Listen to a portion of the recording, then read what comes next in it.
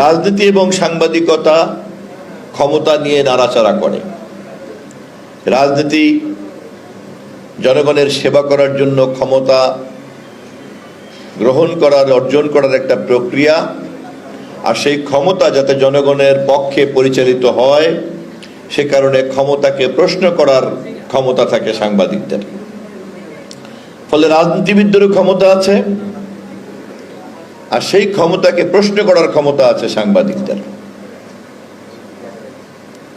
এবং রাজনীতিবিদরাও ক্ষমতা চান জনগণের কল্যাণের জন্য, সাংবাদিকরাও সেই কল্যাণের জন্য ক্ষমতা ব্যবহার হচ্ছে কি হচ্ছে না সে কারণে ক্ষমতাকে প্রশ্ন করার ক্ষমতা রাখেন। কিন্তু দুর্ভাগ্য হচ্ছে এই ক্ষমতাকে রাজনীতির নামে যদি কেউ অপব্যবহার করে, এই ক্ষমতাকে রাজনীতির নামে যদি কেউ পারিবারিকীকরণ করে,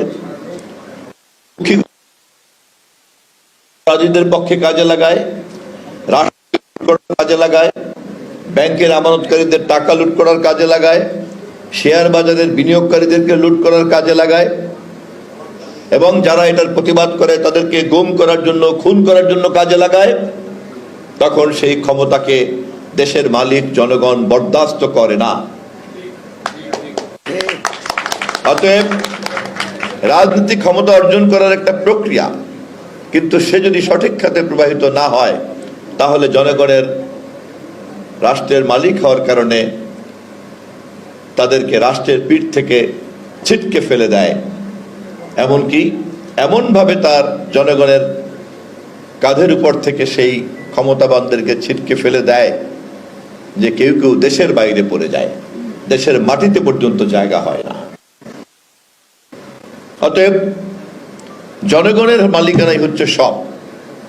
সেবা দেওয়ার জন্য ক্ষমতা দরকার, কিন্তু ক্ষমতা যদি জনগণের সেবার কাজে না লাগে তাহলে তার পরিণাম কি হয় আমরা সর্বশেষ 2024-এর 5ই আগস্ট শেখ হাসিনার অপমান অসম্মানের মধ্য দিয়ে আমরা তা দেখেছি।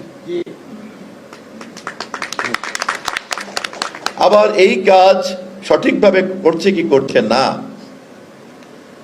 সরকারকে এবং ক্ষমতাকে এই প্রশ্ন করার ক্ষমতা আছে সাংবাদিকদের, কিন্তু সেই ক্ষমতা যদি কেউ কাজে না লাগিয়ে দুর্বৃত্ত এবং স্বৈরতন্ত্র ফ্যাসিস্ট ক্ষমতার পক্ষে সাংবাদিকতাকে ব্যবহার করে তাহলে তার পরিণাম কি হয়? সেই সমস্ত দালাল সাংবাদিকরা এখন কিন্তু ফ্যাসিস্টের দালাল হিসেবে কারাগারে আছে, এবং ক্ষমতা ধরে রাখার জন্য যে হত্যা, গুম, খুন হয়েছে, রাষ্ট্র লুট হয়েছে, টাকা বিদেশে পাচার হয়েছে, এই অপকর্মের সহযোগী সাংবাদিক হিসেবে তারা চিহ্নিত হয়েছে। আমরা তাদেরকে আইনের আওতায় আনার জন্য কাজ করছি যাতে কেবলমাত্র অপরাধীরাই চিহ্নিত হয়। আবার অপরদিকে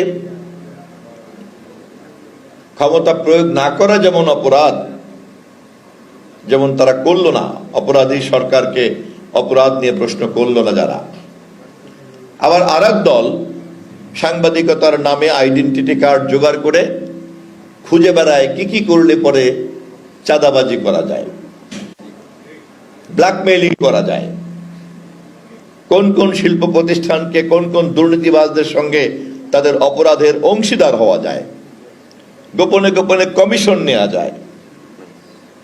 আমরা এই কথাগুলি কোথায় জেনেছি? যারা বাংলাদেশের সঠিক সাংবাদিক, পেশাদারী সাংবাদিক, অনেক দক্ষতা, যোগ্যতা এবং জ্ঞান নিয়ে তারা বিত্তবান হওয়ার বদলে সাংবাদিকতার মতো মহান পেশাতে আছেন, তাদের কাছ থেকে কিন্তু আমরা এই তথ্য পেয়েছি। অতএব সাংবাদিকতার সুরক্ষা এবং কল্যাণ ফাউন্ডেশনকে কাজ করতে হবে সেই সাংবাদিকতার মতো এরকম মহান পেশাকে যারা ব্ল্যাকমেইলিং এর দিকে নিয়ে যেতে চায় তাদেরকে চিহ্নিত করতে হবে। সাংবাদিকতার মতো মহান পেশাকে যারা ফ্যাসিবাদের দালালে পরিণত করতে চায় তাদেরকে চিহ্নিত করতে হবে। জনগণের কল্যাণের জন্য ক্ষমতাকে প্রশ্ন করার ক্ষমতা সাংবাদিকদেরকে চর্চা করতে হবে। সাংবাদিকতার মতো মহান পেশার এই ক্ষমতা, অধিকার, দায়িত্বকে সুরক্ষা দেওয়ার জন্যই আপনাদের এই ফাউন্ডেশনের কাজ করা উচিত। তথ্য মন্ত্রণালয় ইতিমধ্যেই সংবাদপত্রের মালিকদের সঙ্গে কথা বলেছে, সম্পাদকদের সঙ্গে বলেছে, সাংবাদিক নেতৃবৃন্দের সঙ্গে কথা বলেছে। আমরা আরো আলোচনা চালিয়ে যাব। আমরা দেশে সাংবাদিকতা জগতের